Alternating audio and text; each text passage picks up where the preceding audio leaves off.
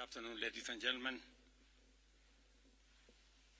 Fellow Kenyans, the last 2 weeks have been a difficult time for us as a country, where Kenyans have regrettably lost lives, many have been injured, property destroyed, and our institutions, especially constitutional institutions, attacked.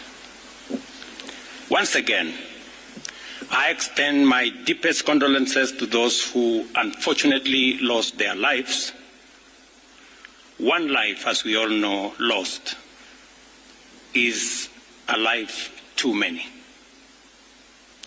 To the mothers, fathers, siblings, relatives, and friends of those who lost their lives, my deepest sympathies and condolences to you all. Equally, to the many others who are injured and recuperating, I wish them quick recovery. The government of Kenya will support all those who've lost their lives and those who've been injured. Despite all this, as a nation, we are finally discussing issues. We are not discussing tribes, personalities, or political formations, but rather we are discussing issues that affect each and every one of us. Issues of taxation, debt, budget, corruption, the cost of living, unemployment, and opportunities for all Kenyans, especially our young people. If you go back on my Twitter account, I made a commitment to the country in 2019-2020 that the conversation in Kenya is going to change. It is not going to be about personalities. It is not going to be about positions. It is not going to be about tribes. It is going to be about issues. Today, that situation is true, that we are having a conversation about issues in our country. We must all be proud of ourselves that we have managed to elevate the debate in our country to the level of issues that affect all of us. I am very happy that we are having a conversation about jobs for our young people, about opportunities for business, about manufacturing, about taxation, about debt, and all the other things that are important to all of us. I make this statement to highlight the actions taken in response to the overwhelming public feedback in the recent days, and to fulfill my commitment to continuously and effectively listen to the people of Kenya, and to underscore my intention to always take public contributions in good faith, applying them to enrich policy making, governance, and government programs. Public debt is and continues to be a major point of engagement and conversation in Kenya. I have today appointed an independent task force to carry out a comprehensive forensic audit of our public debt and report to us in the next 3 months.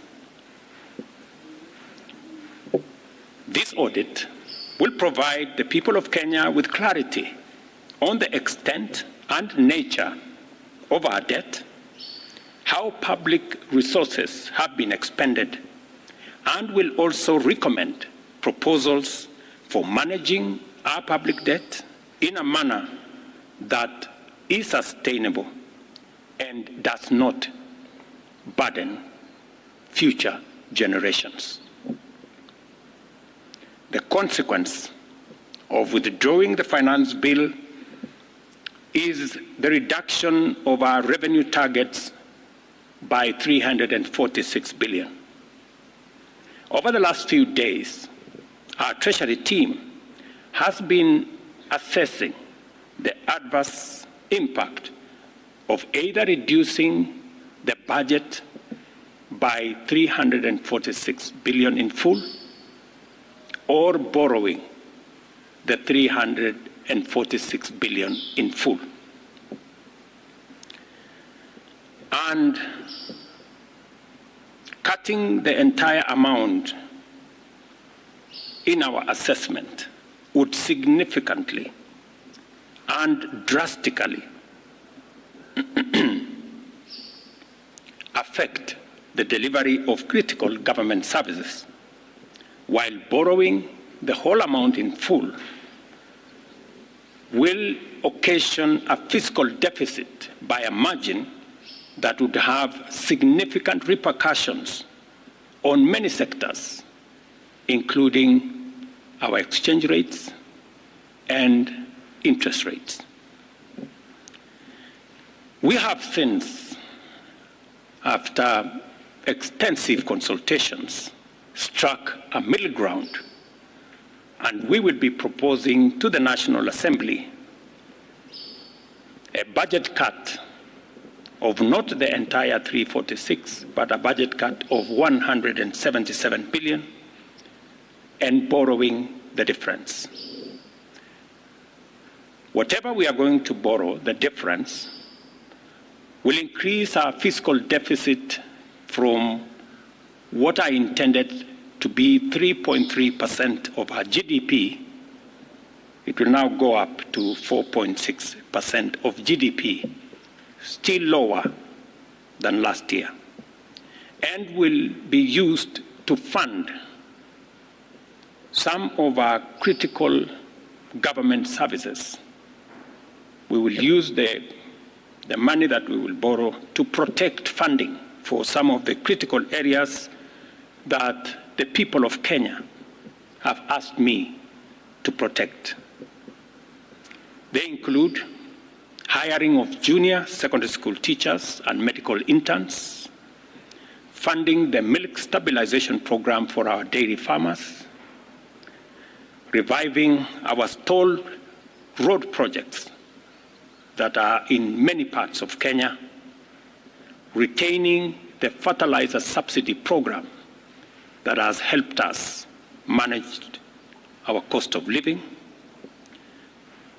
settling the debt owed to farmers in our coffee sector, capitalizing the Coffee Cherry Fund to support our farmers in that sector, enabling public-owned sugar mills to pay outstanding debts to sugarcane farmers for their deliveries, additional funding for higher education, new funding model that was in our plan will now receive additional funding, settling arrears owed to counties, settling arrears for NGCDF, and settling arrears for our pensions. Accordingly, in keeping with the enhanced austerity measures we have committed to implement and align government expenditures within the budgetary implications of the withdrawal of the Finance Bill 2024, the following actions shall be taken with immediate effect towards the realization of the new budget. 47 state corporations with overlapping and duplicating functions will be dissolved, resulting in the elimination of their operational and maintenance costs, and their functions will be integrated into the respective line ministries. Staff currently employed by the affected corporations will be transferred to ministries and other state agencies within government. The decision to fill the position of Chief Administrative Secretaries is hereby suspended. The number of advisors in government shall be reduced by 50% within the public service with immediate effect. Budget lines providing for the operations of the Office of the First Lady, the spouse of the Deputy President, and the Prime Cabinet Secretary will be removed. Similarly, the budget provisions for confidential budgets in various executive offices, including my own office, have been removed, and the budget for renovations across government reduced by 50%.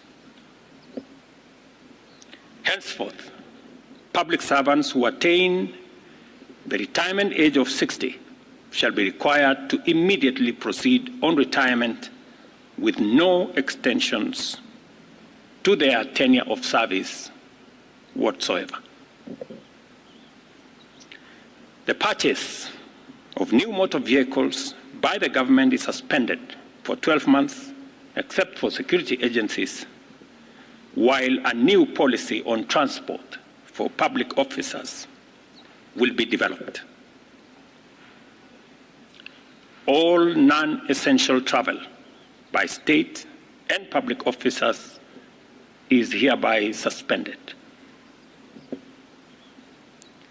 No state officer or public servant shall participate in public contributions or haram phase going forward.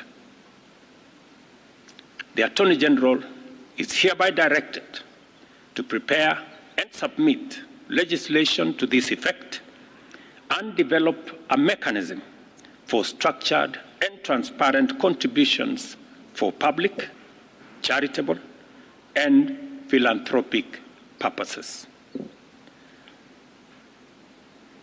These measures will be followed by changes in government that I will be making shortly. We are determined to carry out this and other interventions to improve the quality, efficiency, and transparency in serving the people of Kenya and ensure that citizens receive maximum value for their resources from a public sector that prioritizes their welfare. I believe these changes will set out our country on a trajectory towards economic transformation, enabling us to achieve the strategic objectives of the bottom-up economic transformation agenda and deliver our commitment to radically enhance opportunities for all Kenyans and transform our country. Thank you very much. God bless you, and God bless our great country, Kenya.